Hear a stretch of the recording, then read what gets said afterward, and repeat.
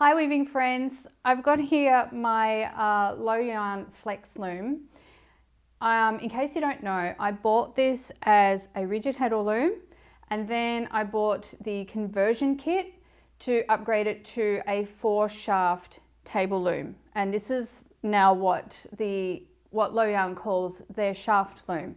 So you can actually buy a shaft loom already set up like this. I mean, you have to put it together, but it's purpose built to be a shaft loom, or you can buy it from a rigid heddle loom and then get the upgrade.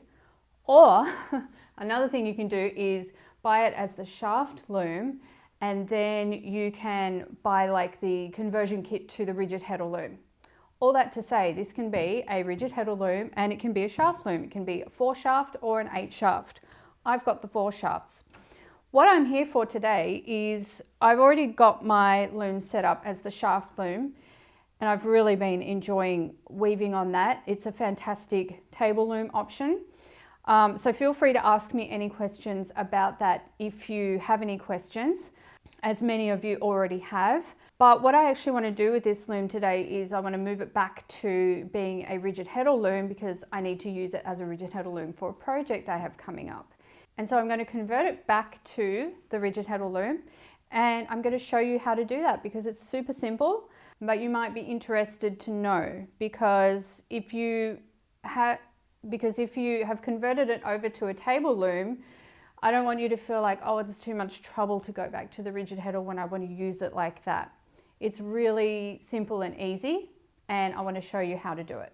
So the first thing that you're going to need is the pieces that came with the rigid heddle, and mainly that is these uprights, 2 of them, and of course your rigid heddle, all assembled and ready to go. So you should have those parts if you bought the loom as a rigid heddle and then upgraded it to the shaft loom. So have those parts ready. The first thing that we're going to do is remove this beater, because we don't use that beater when we're using this as a rigid heddle loom, obviously. And to do that, we're just going to pull out one side, and on the other side do the same. Okay, and then lift that up. So you just pull the metal bits out slightly. They're just hinged in these holes on either side of the loom, so that's super easy to get out. Then you can pop this wherever you're going to put it to store it.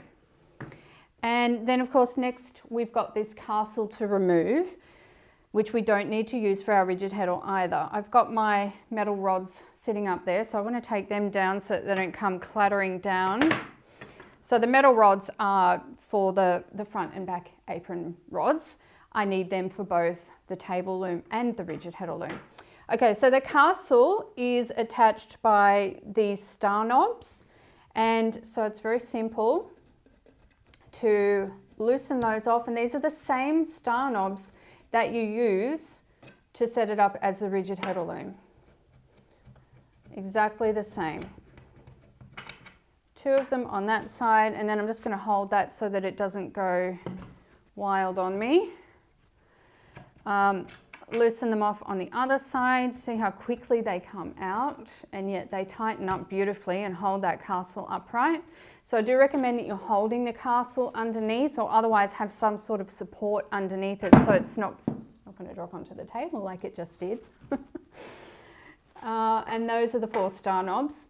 So now I can take that entire piece. I don't need to disassemble anything else with that, so that when I want to use this as a table loom again, I just bring the whole lot back in. So quick and easy. And then I just have to have somewhere to store that. Now this is where my uprights come in. There's 1 for each side. And so let's maybe do this side first.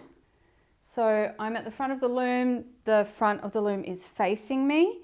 And you can see where I took away the castle, there's a slot here and there is a hole. And if you look at your support pieces, it has 2 holes as well.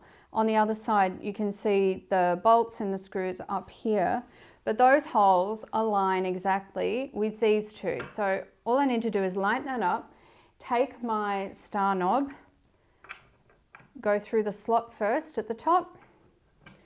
I mean, it doesn't matter whether you go through the top first or the bottom, no difference at all. And then the second star knob screws into the bottom, and you want to screw them firmly because you don't want these supports to move. And then we can do the same on the other side, taking my second support and my star knob and popping that through. I love that we can use the exact same star knobs as we do for the rigid heddle and for the shaft loom, because that cuts down on the amount of pieces that we've got lying around and have to find every time we want to change the type of loom that we're weaving on. Okay, so both of my supports are in.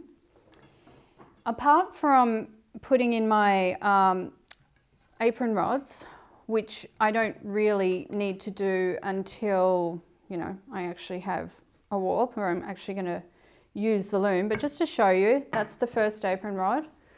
And at the back we have the second. Make sure your cords are coming over the top, and then the rods goes through the middle as well. I need to fix that one up because it's actually wound its way around there.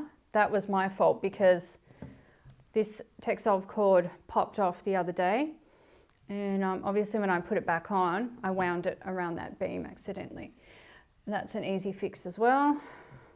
And then apart from that, all I need to do is put the actual rigid heddle in place, and I'm going to put that on the front here. If I was putting on a second heddle, or I wanted to put it on the back for any reason, I could do that as well. And I do actually have a second heddle for this loom, so I'll be doing that at some point. But for now, that is all I need to do. And that's completely set up now as the rigid heddle loom. So if I wasn't filming all of this, that probably would have taken me 1, maybe 2 minutes to swap the pieces over to change the type of loom that I'm weaving on. So what a great option to have both a rigid heddle and a shaft loom. A reminder that I am a reseller for Lojan in Australia, and I have all kinds of looms in stock, and I can order them in as well. And I use and recommend Lojan products myself. And if you're interested in these looms and you're in the US, I'll put a couple of links for you down below. If you're in any other country, I recommend you go on the Lojan website and search for your nearest reseller. They've got a whole list on their website. Well, I hope this video was helpful to you. I have got some warping to do. I'm very excited about this project that I have coming up, and there will be more details for you if you stick around this channel. Until next time, happy weaving.